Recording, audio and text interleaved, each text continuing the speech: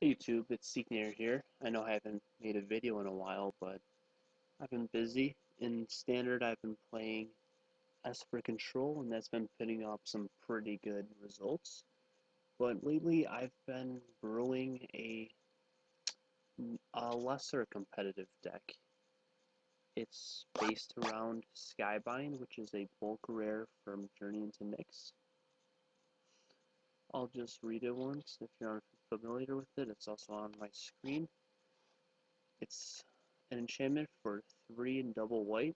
Constellation, whenever Skybind or another enchantment enters the battlefield under your control, exile target non-enchantment permanent, which I have the perfect ones that got spoiled from M15, which I'll talk about in a second.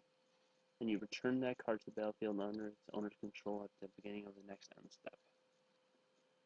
So what we have is a Bomb Archangel for 5 and double white. Flying 4/4. When it enters battlefield, if your life total is lower than your starting life total, it becomes equal to your starting life total. So really easy to abuse that angel. Before I start with the deck, I just got some reminders. Conspiracy is coming up June 6th. M15 releases July 14th. So far we have 38 cards spoiled, 2 of which are included in my brew. And October 2014 is when RTR, Gatecrash, Dragon's Maze, and M14 will rotate out. So the reason that's important is if we have a standard without Supreme Verdict, this deck will run a lot more smoother. I mean, if we get something like a Day of Judgment, this deck doesn't. It'll be more difficult, but it's not going to be like unplayable deck.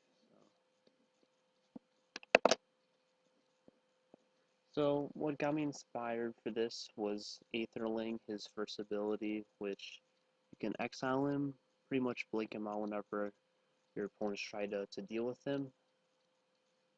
He didn't really have a abusable enter the battlefield effect, but this new angel will. So if you can protect, the game plan is pretty much to protect the angel, blink it, gain a bunch of life.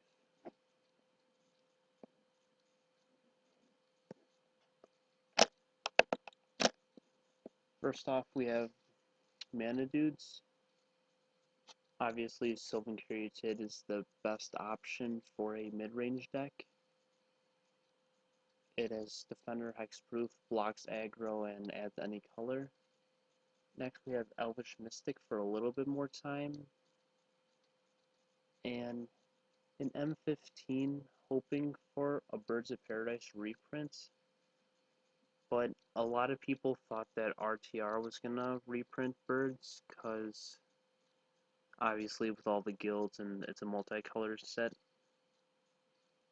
And Birds of Paradise was also in the original Ravnica set, but it did not get reprinted. But with the new set in fall, I think it's called Cons of Tarkir.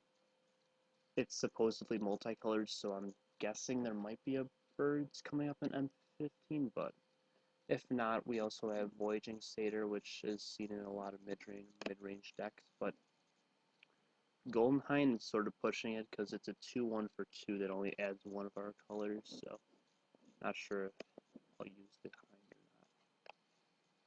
not.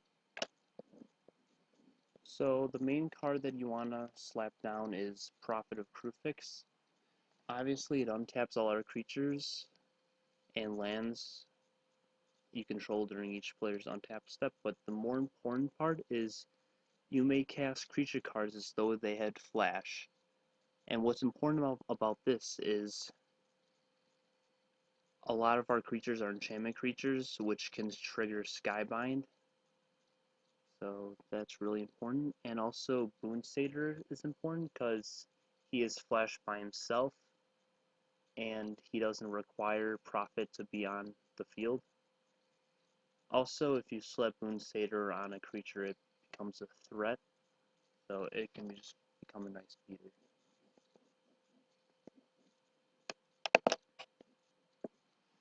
So like I said, we have a lot of powerful enchantments. Most of them are creatures.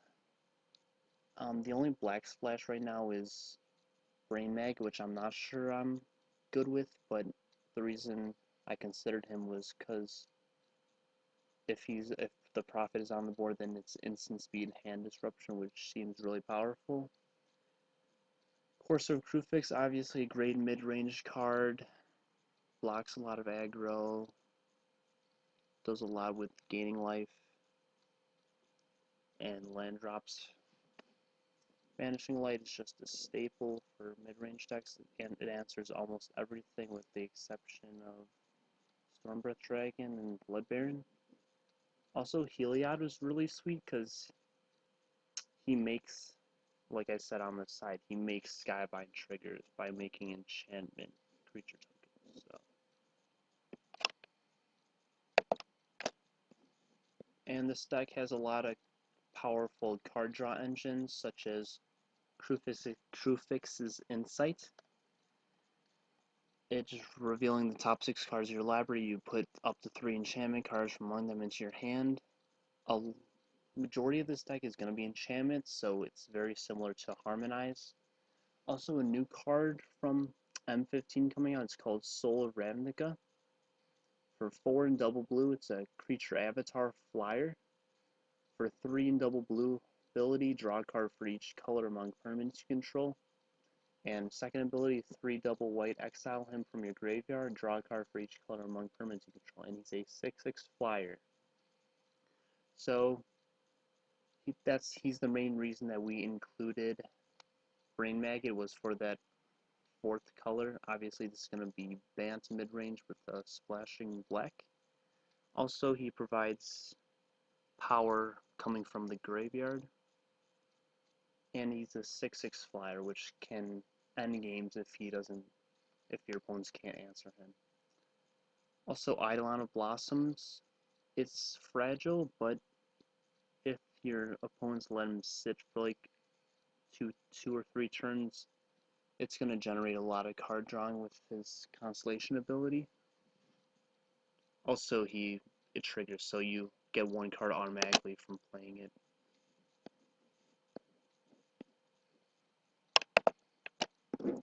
Obviously, mid-range decks need finishers, and the best one in the format right now is going to be Elspeth, Sun's Champion.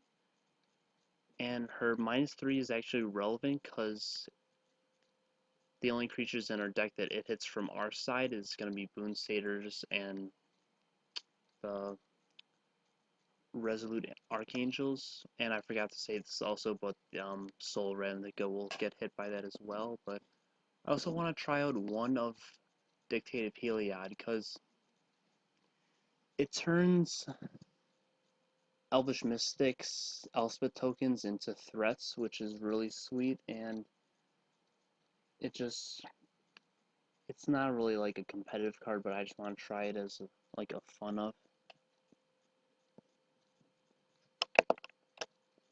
And last but not certainly, like the combo I showed on the first slide of this PowerPoint, I'll just go over it one more time. You have a big angel which has a powerful enter the battlefield effect, and you want to use Skybind Constellation trigger to trigger that a bunch of times, so you are constantly at your starting life total. And it's a little bit expensive, but hopefully with the mana ramp you will get there. Last but not least, I put up a sample deck list so far. It's a sample deck list, so the numbers aren't too relevant. I just put it up there just to like show what the deck might look like. So let me know what you think about this. If you have any other brews, put them down in the comments down below. Or yeah, that's all I got right now, and until next time, have a great day, YouTube.